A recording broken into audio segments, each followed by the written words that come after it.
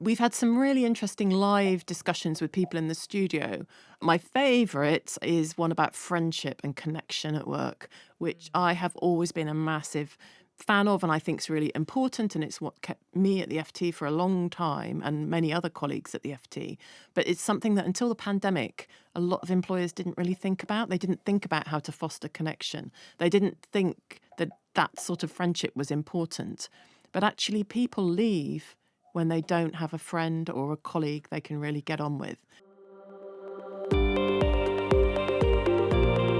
This is The Talent Show, a new podcast series from FT Talent, a hub of innovation from the Financial Times. It's hosted by under 30s for the under 30s around the world. This second series is about all the aspects the FT organization is covering today, from editorial to development, from data to talent. I am Virginia Stagni, and this is a guide we designed to inspire you to be the one driving innovation and change. Welcome to the show.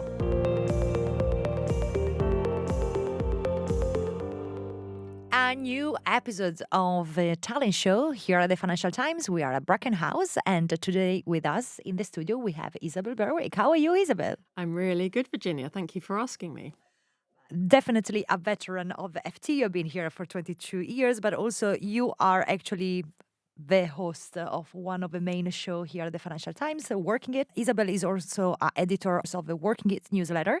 And today with Isabel, we are exploring a bit of the world of journalism, her career path, and especially the world of work and the future of work. I would really love you to walk us through your career journey and your path in the world of journalism, how you started and how you keep smiling coming into the FT every day.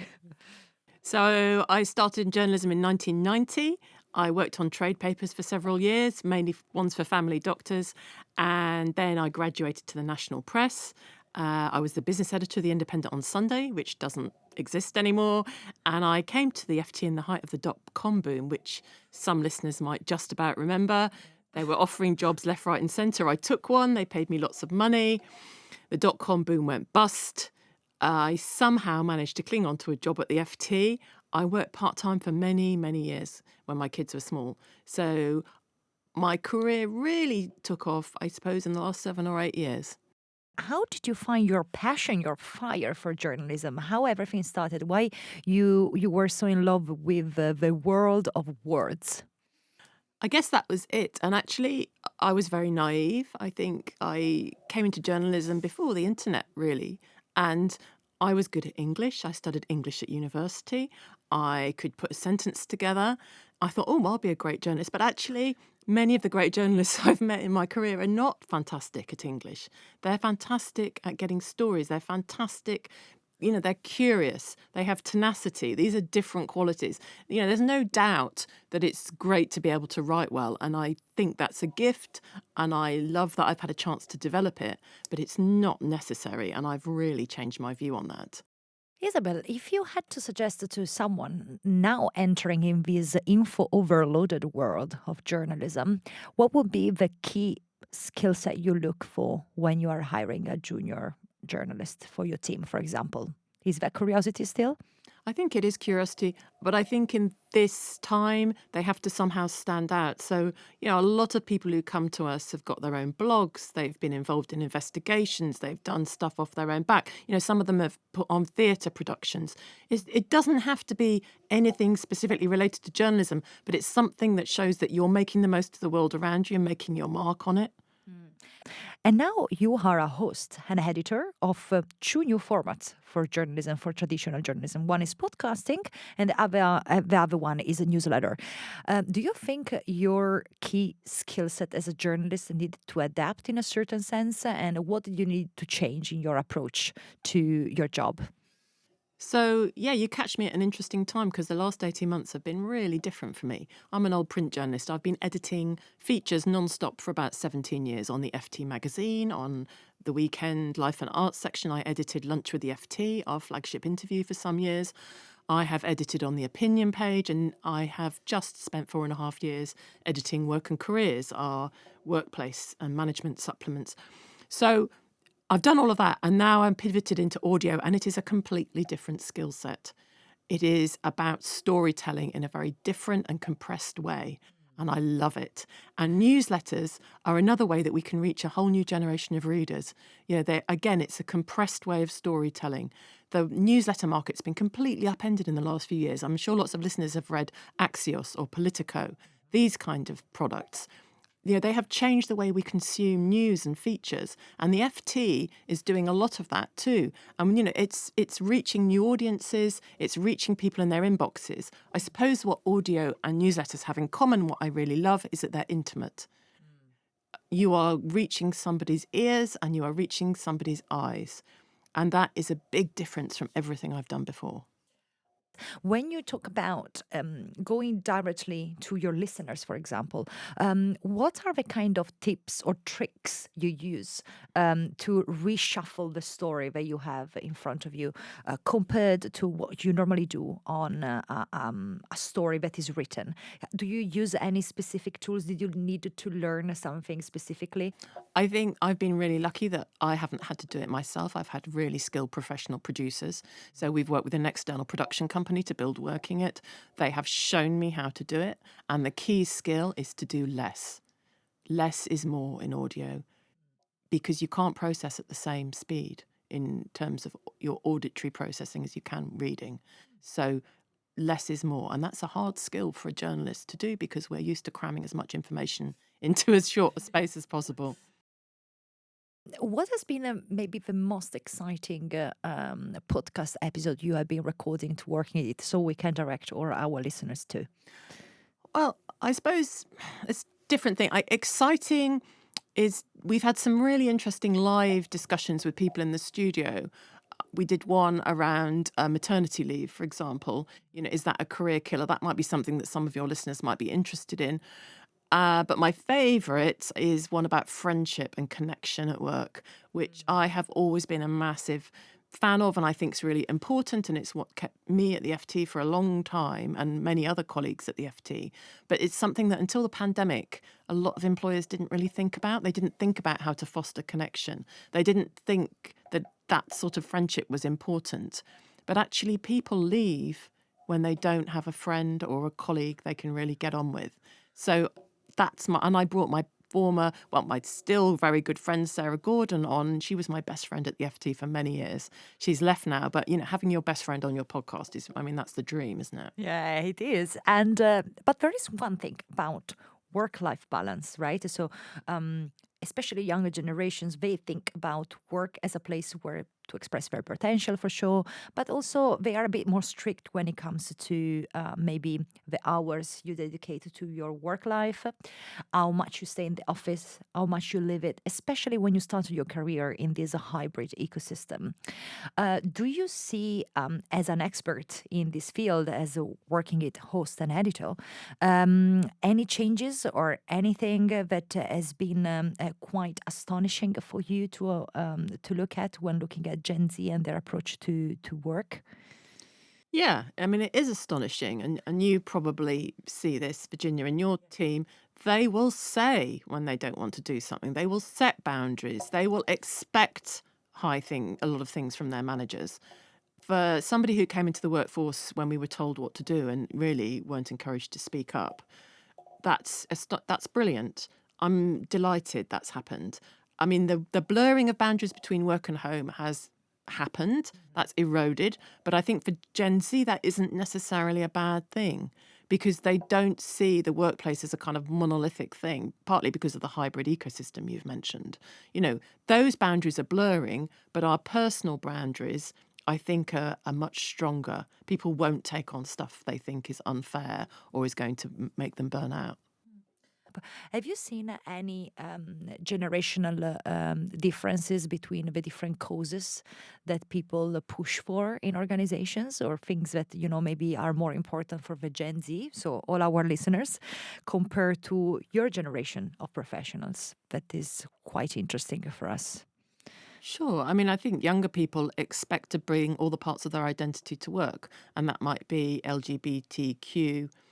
They may have a non-binary presentation. They may be, from a minority background or a background that's socially deprived historically. All of these things would traditionally have been hidden, and they're now out, and that's great.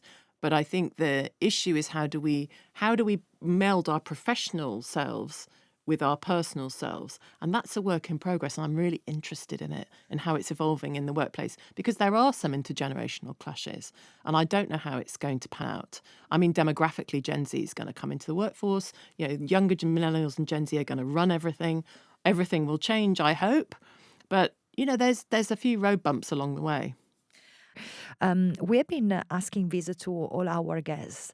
How did you present yourself when you enter in the workplace?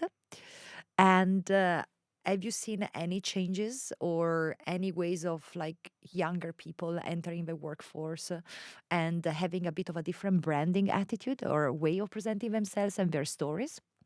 Yeah, I think I presented myself aged 23 as pretty much looking like I was 50. I think I look younger now than I did then. Okay. I literally wore my mother's clothes to go to work, because that's what you did, because you had to look professional in a kind of traditional way. And now people come as themselves. Now, I think the whole area of workplace dress is ripe for a podcast, actually, because that's become much more informal. But, the sort of tailored, slightly too tight clothing that we had to put up with, that's all gone. I never wear heels anymore. I only wear trainers. That's great. That's all. A lot of that's driven by the pandemic. So when young people are coming into the workplace, there are some faux pas. I've had, senior friends who've had to tell their younger workers that it's not appropriate to wear particular items to work to meet clients. But I'm not even sure that's okay anymore. I think all the rules are changing, and you have to bring what you think is the right attire to work, and that can take a while. So I guess my advice would be, on your first day, if it is a face-to-face situation, perhaps err on the conservative side and just take the vibe of what's going on in the office. It's a much looser thing, and you can be yourself. You don't have to be your mother anymore. So you don't need to be your mother anymore, and I think that's a very interesting way of of seeing how to present yourself at work.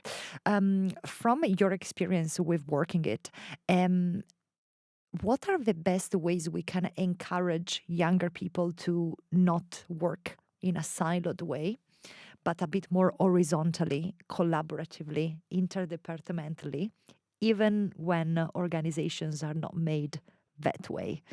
So I think you've got to pick your organisation. I mean, I guess if you can get yourself on cross-departmental projects, that's really important. And that's about being seen and getting to know people outside your immediate team. It may be that there's early career meetings or mentorships. Be on the lookout for any opportunity. You might want to join an employee group, for example. That's a way to meet people. It used to be that the smokers were the most fantastic kind of horizontal. The people in the smoking corner were from all sorts of places in the business, and that was the information channel. And there was actual research done on how information passes through corporates, through smokers, because they were from all over the business. So how do we replicate the smokers in a healthy way? Joining something, doing something, being out there. It may be that your company Slack has a kind of general interest board, or there are internal events you could run. There are all sorts of ways. But, I'd give it a couple of years, and if it's not working for you, or if the corporate environment is not suiting you, think again. I think this is really interesting because we talk about work-life balance, we talk about expressing your potential, but at the same time, I think it's really important to be a woman or a man within the organization and really trying to connect. You talked about friendship, you talk about companionship in a certain sense within the company, and I think we all drive for a very similar mission.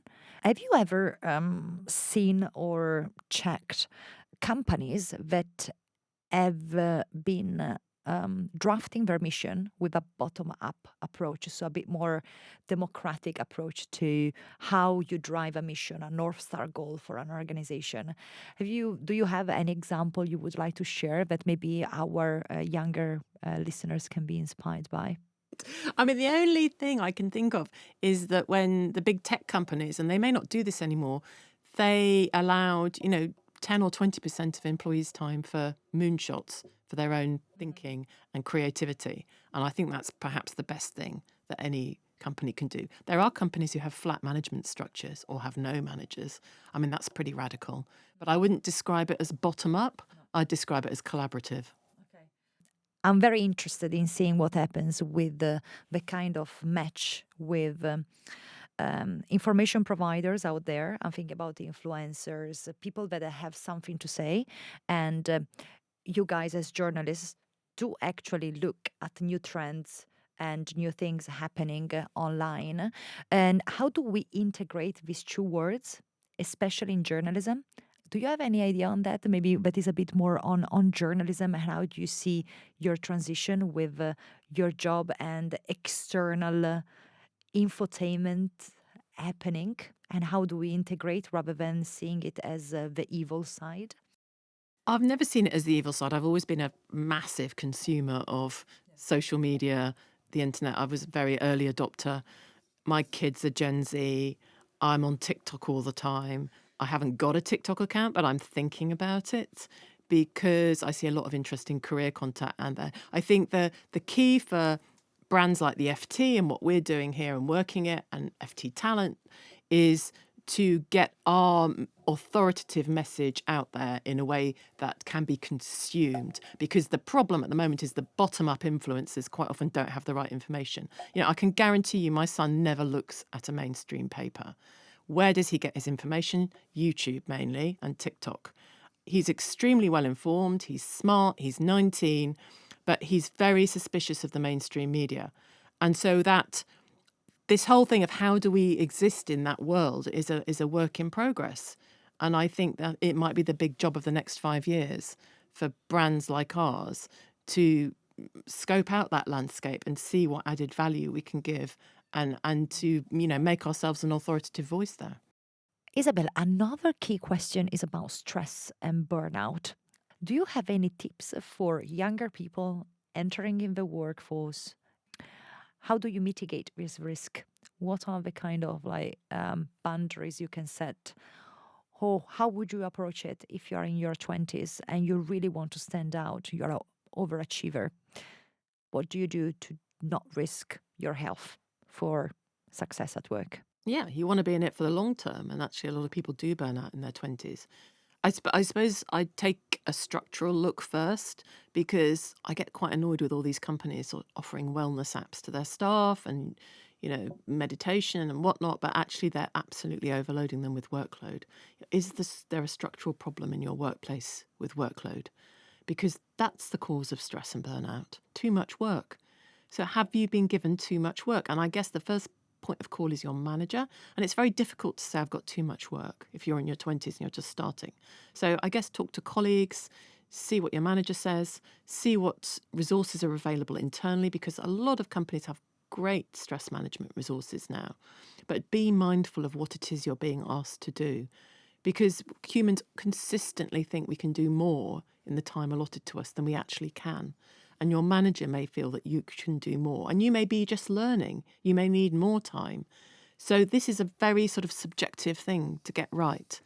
And I think your main priority has to be to think about the long term. If you burn out in your mid-20s, you may find a different path. But if you had your heart set on a corporate career, certainly in your 20s and 30s, don't let that go.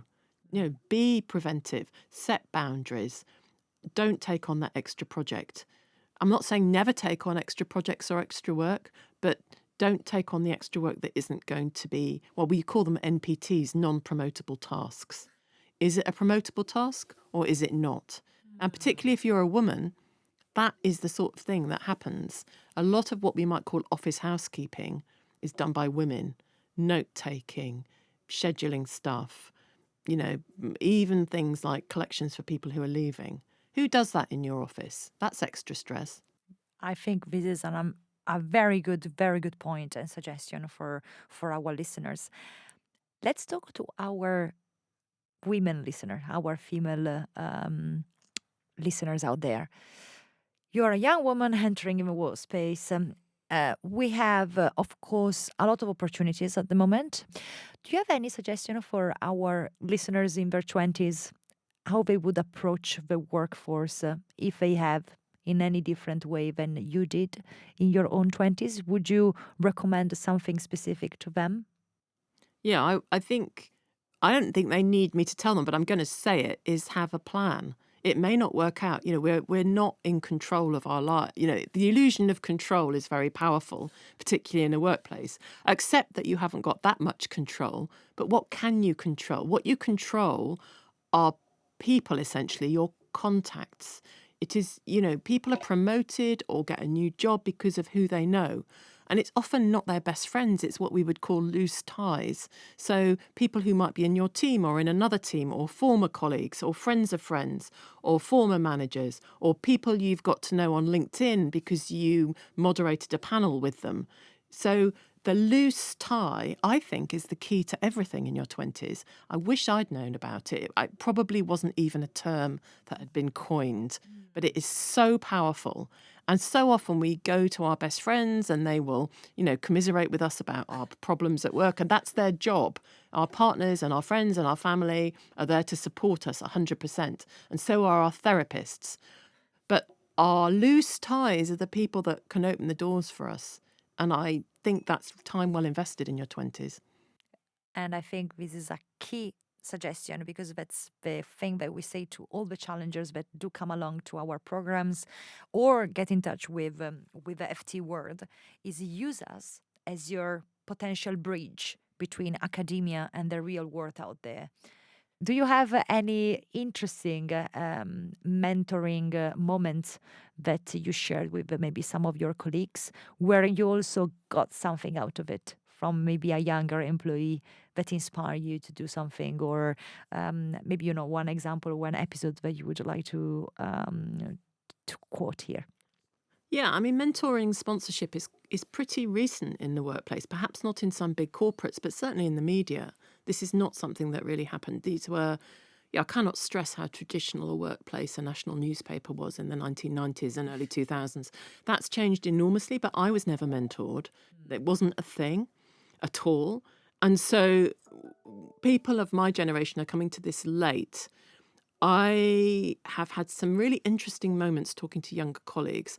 I think my most clarifying moment was after I wrote a column about pay transparency and salary transparency. It was at a time when people had started sharing those anonymous spreadsheets of what they're paid in different jobs. It's a kind of underground movement that's still growing, I think. And I wrote about this, and I wrote about our discomfort with talking about how much we earn. I went for a coffee with a younger colleague, and she just came straight out and said, "How much do you earn?" And I was really thrown. And she told me what she earned, and I did tell her what I earned. And I thought, actually, that's a really clarifying moment, because if I write about it, I might not want to put my salary in print. Maybe I will one day, but I have to be prepared to follow through with younger people who expect honesty. And I suppose that was the first lesson I learned. I'm a sponsor now for a young journalist at the FT. I'm just starting out on that journey, and I really hope I'm going to do it properly. That's so good. Let's welcome our challengers in the studio so they can ask their questions directly to Isabel. Isabel, thank you so much for this. Pleasure. Alexander and Yasmin, please welcome to the show. Alexander, why don't we go over your journey here? What was your challenge here? What did you do? And please, of course, ask your question to Isabel. Thank you. Thank you. So I was, my name is Alexander, and I was part of the FTX Bocconi Talent Challenge in 2020. I'm from Italy, but originally from Ukraine.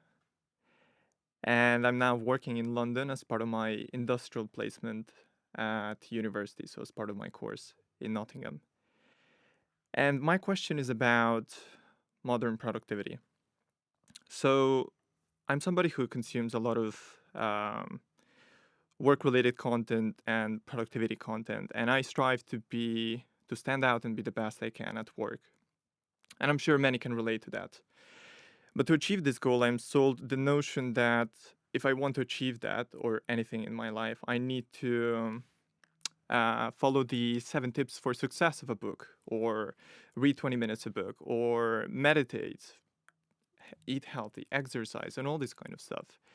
I would like to know your thoughts on this, and if this notion is actually, if you agree with this notion, if this notion is can actually bring that kind of success that I'm looking for, and many are.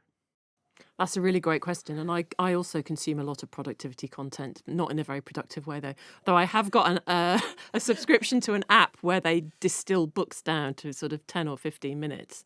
So that's one of my tips. Get one of these apps where it'll tell you, because a lot of books actually boil down to not very much, don't they? Exactly the 7 tips or the 7 chapters. I suppose, what is your end goal? Because ultimately, if we become more and more and more productive, we're producing more and more output. Is that what we want? I mean, the book that's had the biggest impact on me has been a book called 4,000 Weeks by Oliver Burkeman, which is about essentially how much time we have and how we use it. And that made me radically reframe how I thought about productivity, because it's about us as humans and how much limited time we have on Earth. And just putting it in that kind of global context stopped the treadmill of me constantly consuming this productivity content. It sounds like we're quite similar, although I'm sure you're more productive than I am, because I'm a journalist and we spend a lot of time sitting around chatting in a very constructive way. But,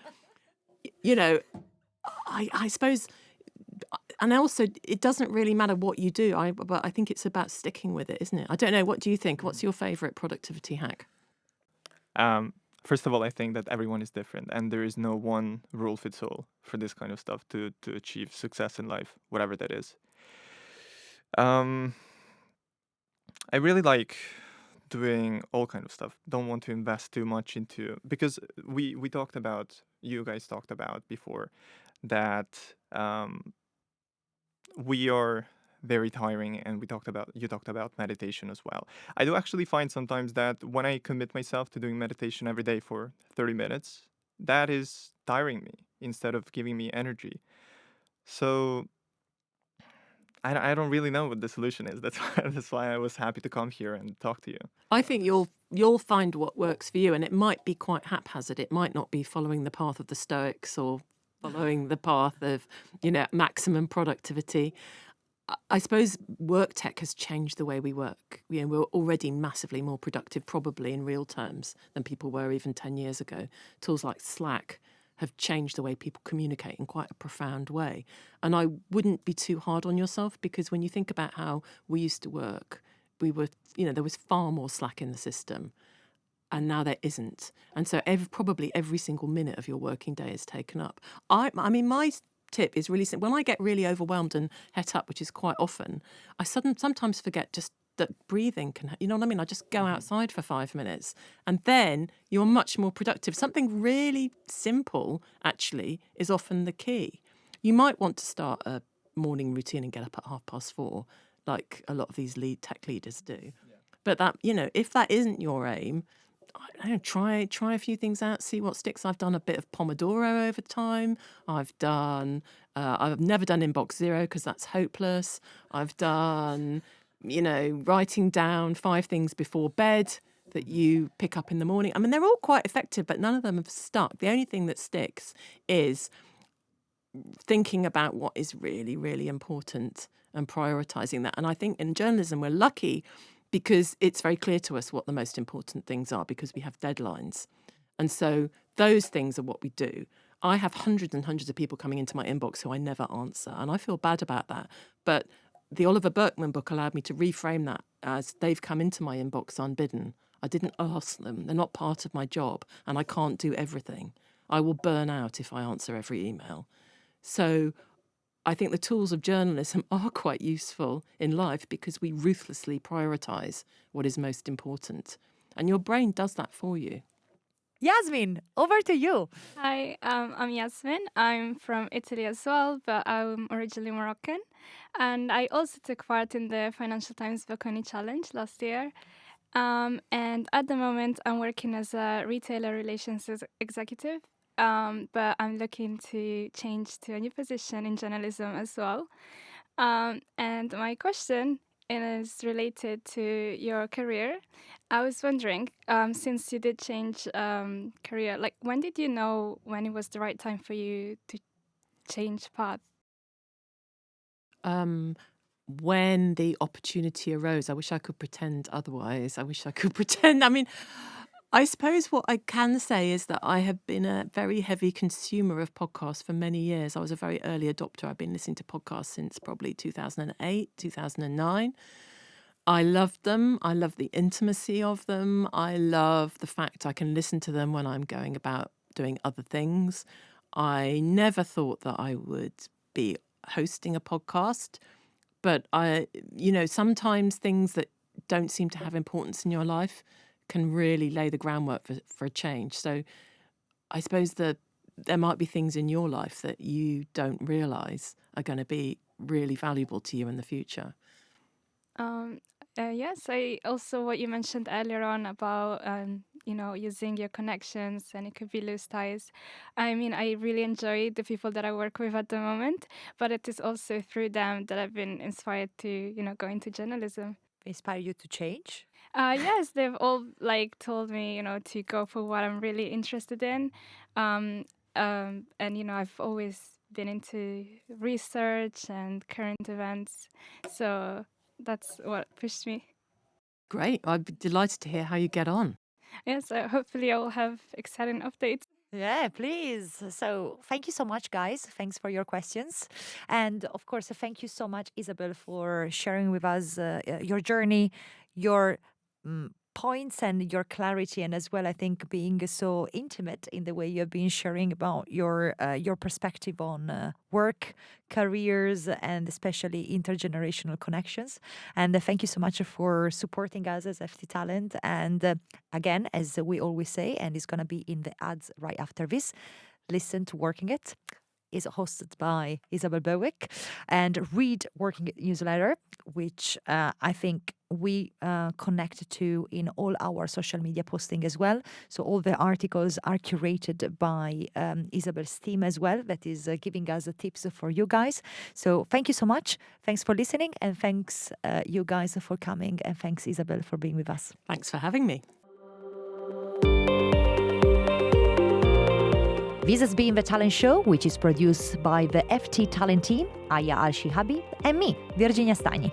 Our podcast producer, editor, and sound engineer is Arturo Ochoa, and our social media producer is Letizia Clementi. Our music is by Dennis Kishuk. Check out all of the Talent Show episodes at fttalent.ft.com, subscribe wherever you get your podcasts, and follow FT Talent on socials for updates. Until next time, and keep listening.